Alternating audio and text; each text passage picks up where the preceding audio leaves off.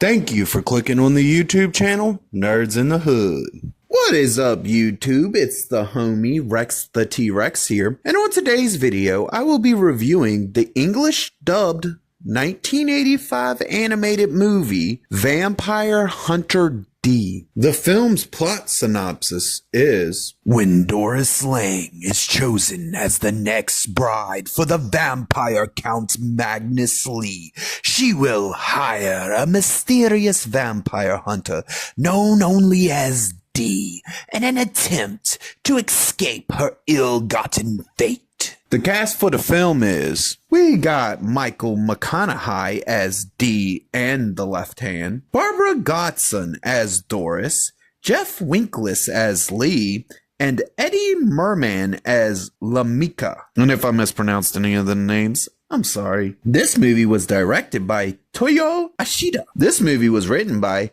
Hideyuki Kikuchi and Yasushi Hirono, which yet again, I'm pretty sure I just mispronounced that. Japanese is not my first language, and as much as I respect Japanese anime, I'm just gonna say I am so sorry for mispronouncing any names in this. I really am. This movie was made in Japan. I want to start by saying that the animation for this movie is still some of the best animation I have seen, period. And the even more funny part, well, it's funny to me, other people might not find it funny, but I do, is the fact that this is hand-drawn, non-computer art, and it makes the modern day shit that they shit out of computers on a daily basis look like utter dog shit. In other words, this is real animation. The shit we get nowadays is done in the most laziest, non-talented way possible. The soundtrack for this movie does amazing throughout the entire course of the movie, and it stands out in a way that makes you just really want to go out and purchase it. This movie has some extremely violent and hyper gory moments in it that are just so beautifully drawn and amazingly executed.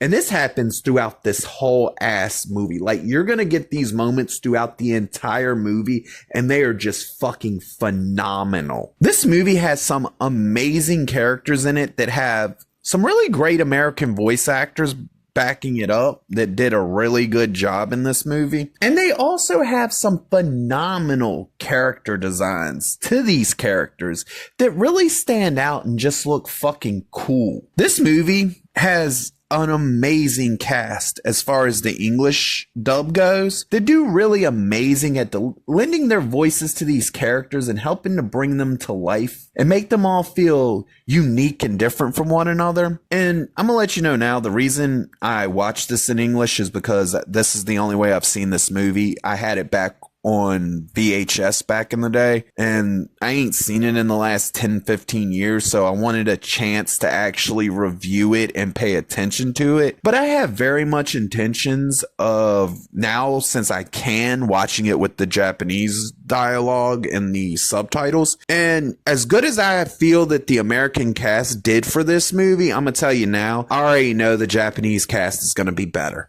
It's just because of that's where this was made, and they have a way of delivering the dialogue perfectly, whereas with Americans, we're only translating it into our language, and sometimes the emotional beats don't hit as well when it's translated from Japanese to English. So yes, I will eventually watch it in Japanese, but like I said, for the sake of this review, I watched it in English. English voice cast did fucking amazing. This movie has an amazing original story that is so perfectly executed, and it fits into its runtime beautifully. One of the most beautiful things about old stuff and even anime in general is that this movie was clearly made for just one single purpose: to give you an hour and some change break from reality and the bullshit that comes with it. And it does that. It gives you pure fucking entertainment for the sake of pure entertainment. You don't have to worry about no girl boss bullshit, no messaging, no beating you over the head with some bullshit you don't care to hear. You get a purely entertaining film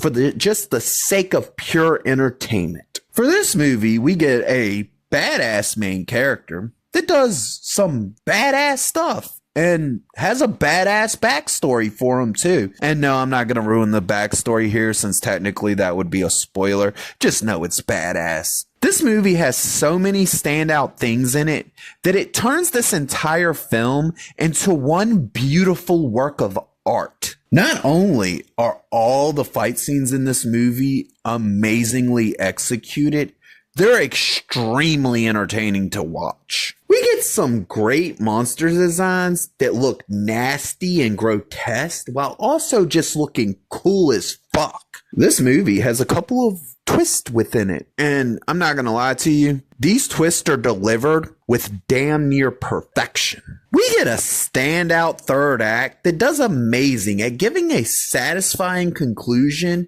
to an amazing story. This movie has reached the level of being considered a classic at this point, and it's just as amazing now as it was the very first time I popped in that VHS and watched it when I was younger. This movie stands out due to the fact that its animation still holds up to this very day and even beats out 99% of computer animation when it comes to these kind of movies. We had a great story with some fucking badass characters that do badass shit. And I'm gonna tell you the truth, I fucking love every minute of this movie. I love the fact that it's nothing more than pure entertainment for the sake of pure entertainment. I love the fact that I can pop it in and escape reality for its runtime and not have to worry about shit. And that is why this movie is also on my favorite movies of all times list. This film receives the rating of that was something special.